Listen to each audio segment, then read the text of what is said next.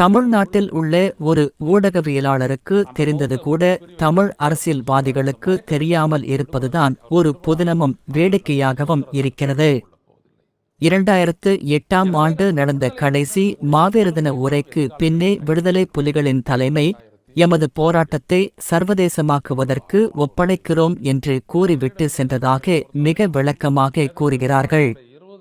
2009ஆம் ஆண்டில் இருந்து இன்று வரை எமது முள்ளிவாய்க்கால் அழிவையோ வேபதினெட்டு அழிவையோ சர்வதேசமாக்குவதற்கு சர்வதேச விசாரணைகள் மேற்கொள்ளவோ இதனூடாக தமிழரின் போராட்டத்துக்கான தீர்வுகளை ஏற்படுத்துவதற்கு தமிழ் பாராளுமன்ற உறுப்பினர்கள் விரும்பவில்லை.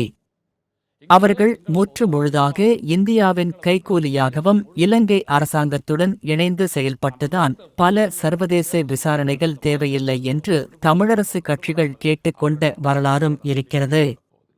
எனவே 2009ஆம் ஆண்டிற்கு பின் தமிழரின் அழிவுக்கு தமிழ் பாராளுமன்ற உறுப்பினர்களும் முக்கிய பங்காளராக இருக்கிறார்கள் என்று வெளிப்படையாக தெரிகின்றது. தமிழீழ விடுதலை புலிகளை பொறுத்த வரைக்கும் மேதகவி பிரபாகரனுடைய 20 மாவீர தின உரையையும் நான் ஆழமாக படித்தேன். ஒரு பத்திரிகையாளன் நான் அப்படி தான் படித்தாகணும், அப்படி தான் நான் வேலை செஞ்சாகணும். இன்னைக்கு இருக்கக்கூடிய இந்த சர்வதேசத்தினுடைய ஒழுங்கமைப்பு அப்படின்றது பொருளாதார நலன் சார்ந்து நிற்கிறது. நமது விடுதலைக்கான நியாயத்தை அது ஏற்கவோ புரிந்து கொள்ளவோ மறுக்கிறது. எங்கேயோ சிங்கள பௌத்த அந்த இனவாதம் அப்படின்றது சிங்கள மக்களை முழுமையாக மூழ்கடித்து விட்டது.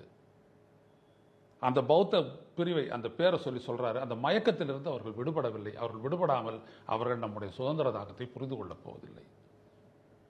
எனவே நம்முடைய விடுதலையை முன்னெடுக்கக்கூடிய அந்த பொறுப்பை நாம் எதிர்காலத்திற்கு கையளிக்கின்றோம். இது 2008. எவ்வளவு ஆழமான ஒரு உரை பாருங்க.